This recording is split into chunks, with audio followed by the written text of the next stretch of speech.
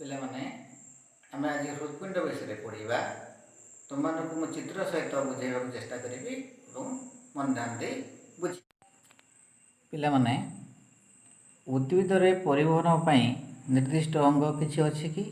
ନିର୍ଦ୍ଦିଷ୍ଟ ଅଙ୍ଗ କିଛି ନାହିଁ, କିନ୍ତୁ ପ୍ରାଣୀମାନଙ୍କ ଠାରେ ପରିବହନ ପାଇଁ ଯେଉଁ ମୁଖ୍ୟ ଅଙ୍ଗଟି ଅଛି ତା ନାଁ ହେଉଛି ହୃତ୍ପିଣ୍ଡ। ରକ୍ତ ସଞ୍ଚାଳନ କରିବା ଏହାର ମୁଖ୍ୟ କାମ।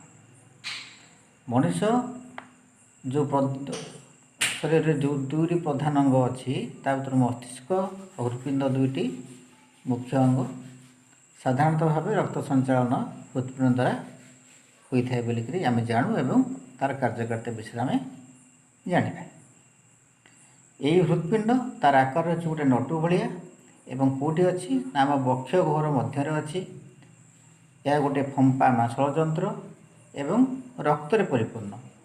ଆମ ଶରୀର ମଧ୍ୟରେ କଲିଜା ବା ଲିଭର ଯାହା ପେଶୀ ଦ୍ୱାରା ଆଚ୍ଛାଦିତ ସେଠାକୁ ଖାଦ୍ୟର ସାରାଂଶ ଅମ୍ଳଜାନ ନେଇକରି ହୃତ୍ପିଣ୍ଡ ପାଖରେ ସେ ପହଞ୍ଚାଇଥାଏ।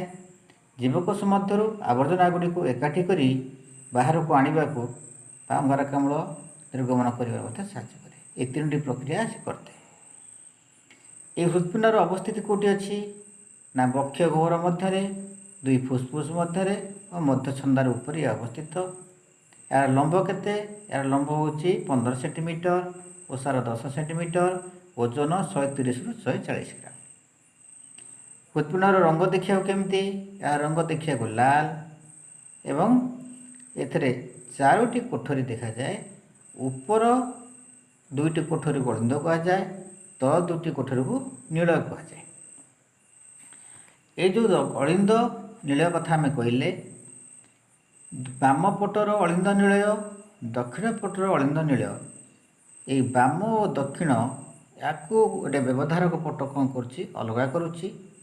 ବାମ ଅଳିନ୍ଦ ଆଉ ବାମ ନିଳୟ ତା ମଧ୍ୟରେ ଦିପାଲା କପାଟିକା ବା ଦୁଇ ପାଖୁଡ଼ା ବିଶିଷ୍ଟ କପାଟିକା ଅଛି। ଦକ୍ଷିଣ ଅଳିନ୍ଦ ଓ ଦକ୍ଷିଣ ନିଳୟ ମଧ୍ୟରେ 3 ପାଖୁଡ଼ା ବିଶିଷ୍ଟ କପାଟିକା ଅଛି ଏବଂ ଏହି ଦକ୍ଷିଣ ଅଳିନ୍ଦ ଊର୍ଦ୍ଧ୍ୱ ଓ ନିମ୍ନ ମହାଶିରା ସହ ସଂଯୁକ୍ତ।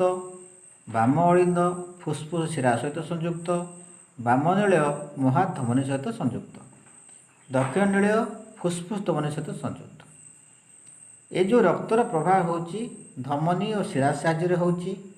ଧମନୀ ଓ ଶିରା ମଧ୍ୟରେ ଆମର ନିଳୟ ରକ୍ତବାହିନୀ ବୁଝିକି ତା ମଧ୍ୟରେ ଆମର ଯେଉଁ କପାଟିକା କଥା ଆମେ କହିବା, ନିଳୟ ଆଉ ରକ୍ତବାହିନୀ ମଧ୍ୟରେ ଯେଉଁ କପାଟିକା ଅଛି ସେଇଟା ହେଉଛି ଅର୍ଦ୍ଧଚନ୍ଦ୍ରାକୃତି କପାଟିକା। ଏ ମୁଖ୍ୟ ଜିନିଷ କେତେଟା ଆଗ ମନେ ରଖିବା। ପ୍ରଥମେ ମନେ ରଖିବା ହୃତ୍ପିଣ୍ଡ 4 କୋଠରୀ ବିଶିଷ୍ଟ। ଉପର 2ଟି କୋଠରୀକୁ ଆମେ ଅଳିନ୍ଦ କହୁଛେ, ତଳ 2ଟି କୋଠରୀକୁ ଆମେ ନିଳୟ କହୁଛେ। ଦକ୍ଷିଣ ପାଖର ଅଳିନ୍ଦ ନିଳୟ ବାମ ପାଖର ଅଳିନ୍ଦ ନିଳୟ ମଧ୍ୟରେ ଏକ ବ୍ୟବଧାରକ ପଟକୁ ଅଲଗା କରୁଛି। ସେହିଭଳି ଦକ୍ଷିଣ ଅଳିନ୍ଦ ଦକ୍ଷିଣ ନିଳୟକୁ 3 ପାଖୁଡ଼ା ବିଶିଷ୍ଟ କପାଟିକା ବା ତ୍ରିପାଲା କପାଟିକା ବୋଲି କହୁଛେ, ସେଇଟାକୁ ଅଲଗା ରଖୁଛି। ସେମିତି ବାମ ଅଳିନ୍ଦ ବାମ ନିଳୟକୁ 2 ପାଲା କପାଟିକା ଆଉ 2 ପାଖୁଡ଼ା ବିଶିଷ୍ଟ କପାଟିକା ଅଲଗା କରି ରଖୁଛି।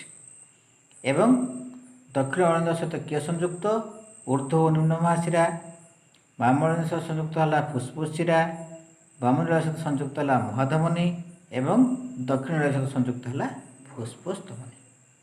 ତାହେଲେ ଆମେ ଜାଣିଲେ ହୃତ୍ପିଣ୍ଡର ଅବସ୍ଥିତି, ଆମେ ଜାଣିଲେ ହୃତ୍ପିଣ୍ଡର କେତେ କୋଠରୀ ବିଶିଷ୍ଟ, ହୃତ୍ପିଣ୍ଡରେ ଯେଉଁ ଅଳିନ୍ଦ ବା ନିଳୟ ରହିଲା କାହା କାହା ସହିତ ସଂଯୁକ୍ତ।